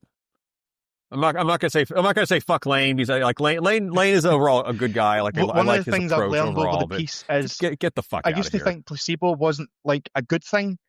I've learned that placebo is actually a very good thing, because if you believe it works, Mm-hmm. then it works, and that's the most important thing. Because if you're doing something and you think that it works, then you've got something there. And I'm going to stick with my cyclic dextrin because I think it works.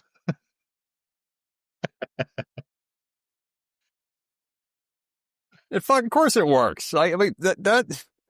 No, I mean, like, if you want to test that out, like, does it make a difference what kind of carbohydrates you eat? Like, yeah, like, Yeah, consume like some like high osmosis carbs that like yeah, suck water into your gut, and then try and go work out. Like, it's not going to feel very good, right? All right, now consume some carbohydrates that digest super fast, right? Like, that's what we're talking about. Cyclic dextrin digests super fast, gets into the bloodstream very yeah. quickly. Does that feel better? Yeah. Okay, so go with the thing that allows you to train harder, that like is a performance benefit from. Whether a fucking set of bullshit fucking contrived studies, which may or may not even be replicable, agree with that. Fuck those studies. Fuck those I people. mean, it's come a Who gives long a way. shit? I remember, I think I used They're to not use, I think going it to was the gym lifting the fucking maltodextrin, and then weights. there was another one that was sort of in the middle. But yeah, definitely, I like. The other thing is as Mm-hmm. well, it just gives me another opportunity to feed, because one of the things for me, when I contracted again the big flu, Yeah. I lost 2.5 stone, so what, 14, 20, 35 pounds in 13 days. Now, I Ah, was lucky. I'd never had a sick day to work in my entire life, wow. like never. And I had, yeah, 13 days in bed. And the day I got out, I walked 400 steps on my phone, and I went back to bed for 4.5 hours. I was absolutely, yeah, it just absolutely brutalized me. But yeah, got back from that. But that shows you, like, my body is just ready to give up. If I don't eat, it's just ready to give it all up.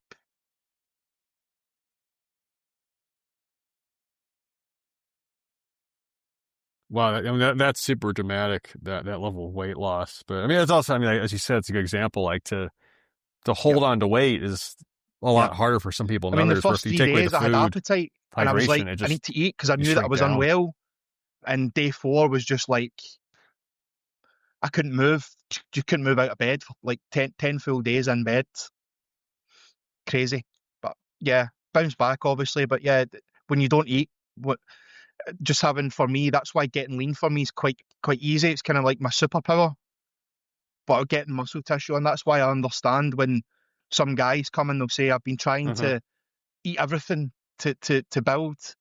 And you say, well, have you been tracking it? How much have you put on over a period of time?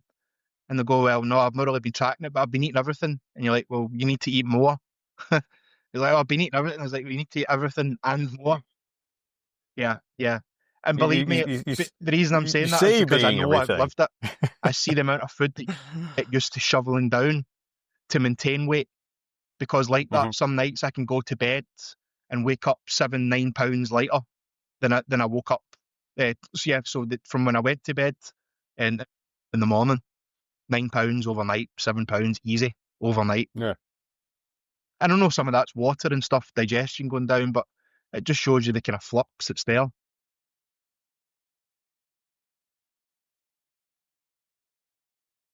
Yeah, no, metabolic flux, like G flux, is sometimes a term. That's a real thing. Like your Yep. body's energy expenditure day to Yep. day. Like obviously, we try to keep the intake steady, like same amount of calories, but like metabolism can just vary so much between individuals. You have people that do have slower metabolisms where they just don't burn that much despite exercising, cardio, whatever. Yep. Yeah, and then you have the guys who are like they have, like yourself, they have trouble keeping weight on. Their weight can go down a whole bunch off of like not much of an interference. It's like but how do Yeah. can you I measure mean, that I've even seen it precisely? No, but you can in one certainly female, see for it, right? example, that I coached that Yeah, was on more food than I, and she just incinerated food. She wow, wasn't particularly tall. She was only about around 5'7", but the amount of food that she could go through was just unreal. So you've got those fluctuations, and I've worked with a couple of bodybuilders as well around the kind of 270 pounds mark.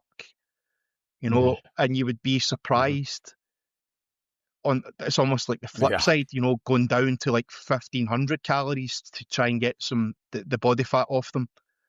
It's the variability is just everybody, and you wouldn't believe it. Everybody is an individual when it comes down to that energy in and energy out, and all when your genetics and epigenetics come into it. There's just such a huge, and I've seen that over the last 10 years that I've been coaching, that you don't have two people on the same calories because they move differently, they train differently, different muscle mass, and all that sort of good stuff.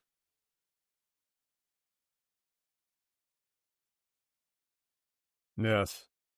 Yeah, I remember John when he was dieting for like he got his pro card after so many years of competing, coming in second place.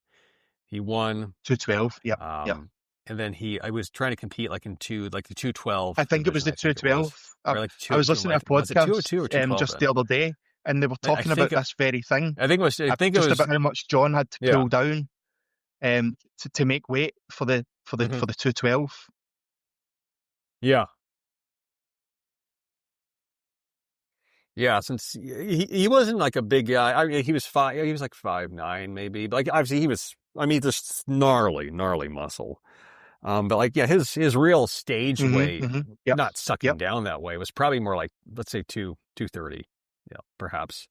But to hit 212, I remember like, I remember that shows that I was working for him at the time, but he was on 1,400 calories, like, walking, hour and a half of Yep. cardio a day.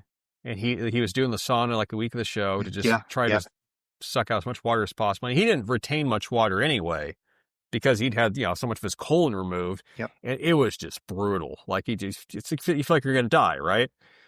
And then he did compete, and eventually he had to obviously stopped competing. I know obviously and then he passed away so many years later.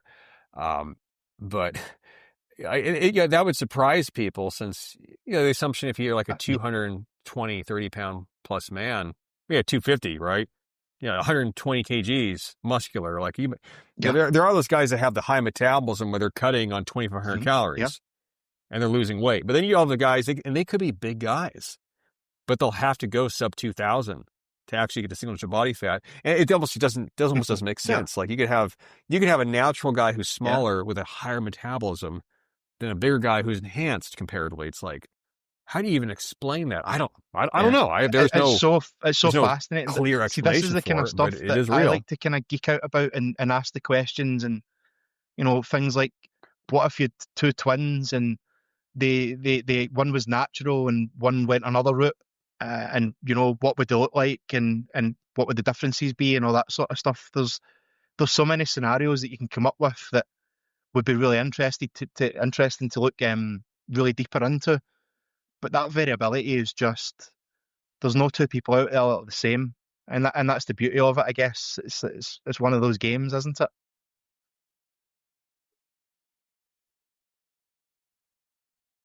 Well, it makes it interesting. Every individual you work with has its own unique experience. Like you never quite know how it's going to go. You can have your instincts and your intuition, and obviously you have your priors of like, okay, I've seen this work before, but how will work Yep, for and you that and what takes will be best time. for you? Even as an Discovery process. experienced coach, it just takes time to get to know someone's body. I'm working with a gent at the moment who had done diets in the past, and he got his head too much into the scales.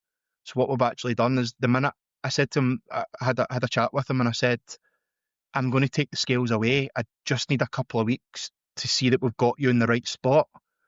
And the minute it drops, we'll take the scales away. And he's like, fine. After 2 weeks, we took the scales away, and now we just use pictures as his progress pictures, and he's seen progress. He's playing soccer as well, so he's stronger. He's saying he's keeping up with people that he's playing against. He's able to. He's got a young baby as well, so he's able to have more energy throughout the day and stuff like that. So there's just so many positives from that, and that just comes from taking the scales away, something that's can be difficult for people and simple for others, but you can still make progress without having to step on the scale. Yeah, that's a good example. Oh, Benjamin, one thing I wanted to ask you about. Oh, I really 100, been talking for like almost 2 hours, but the 100 Club. Yeah, I know the 100 Club, and you're supposed to come out to the U.S. I have to next year. I have to shout out Dukes, of course. Talk about it. A mutual friend, a friend of ours. Dukes was just a nice guy to me. We engaged a little bit. I was on a Spaces with him, and he invited me to the 100 Club. A fantastic group of people, so positive. They've had challenges in their life, raised above them all, and they're just a great source of energy and warmth for anybody on the platform. A fantastic group of people. I came up with the idea of so in my own coaching and things that I do, we go little gym trips across the country. So I've trained in gyms all over the UK. Jordan's gym, it won't surprise you. I mentioned we went to Ibiza and trained. Yeah. One of my athletes qualified for the Natural Mr. Olympia 3 years ago in Vegas. So we went to Dragon's Lair. So there's this thing about us just going places and training. So I thought, well, why don't I bring that to the 100 Club? So many people across, obviously America's a huge place. So many people across America. Wouldn't it be great to put something in the diary that's a year in the future, so nobody can go, oh, I'm busy that week? Because unless somebody's getting married or something, nobody's busy 1 year in advance. So I put this forward in July of this year. Why don't we go to Texas? And it was to have a training session. It's growing legs and arms and whatever. And yeah, it's been named the Texas Takeover, and it's everybody in the 100 Club. Anyone's free to join. There's no fees or anything like that. Anyone that wants to join can jump in. And basically, we're going to go up to, it's to be confirmed at the moment, the dates, the schedule, and all that sort of stuff. But it looks like it's going to be one of the last weekends in the year September of 2026. And it's a Texas takeover for a couple of days. Awesome. I'm not definitely should in the 100 Club. Like, I guess I should be, right? Yeah, should be. But Duke said he had mentioned that to me as well. As like, Benjamin's going to come out. Like, I've been seeing the post about. I'm like, oh, that would be a great time. I love organic stuff. I mean, like that. It's just testament to Dukes' energy for what he gives to people, and he's the same with everybody. He bigs everybody up. He gives people a platform. He gives his energy. He's probably one of the I've met him face to face, but he's probably one of the best people that I've met. And he's I don't know, I'm running out of superlatives to throw at him, but yeah, he's a good guy. He's one of the good guys. He's a good egg. We're coming over 2 hours. My wife is messaging me if I'm gonna come to the kids with lunch. So Benjamin, where can people find you? How can they work with you? I mean, obviously, I'm really active here on X. Clients. Just give us the details. I've got links in my bios. I'm on Instagram as well. Coach Benjamin Yeezus, or under Yeezus Crew. Just drop me a line if there's any questions or any queries at all. I work with anyone. If you have a goal, being a certified nutritionist, I can work with anyone, lifestyle, 18 through 70, and any of that sort of stuff. And I say I just try and help people, empower them, educate them Yeah. for life, not just for 6 weeks, but to give them skills for life, nutritionally, training principles, and a bit of mindset as well, I would say.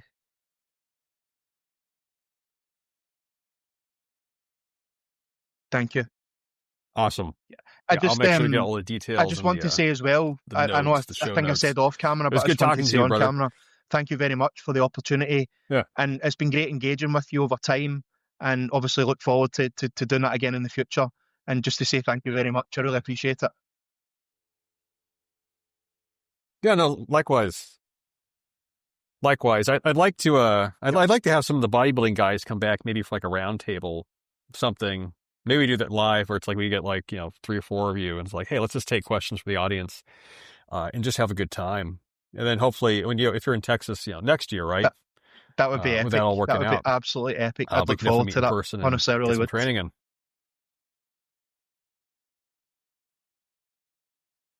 No, same. Brilliant. I look forward to it.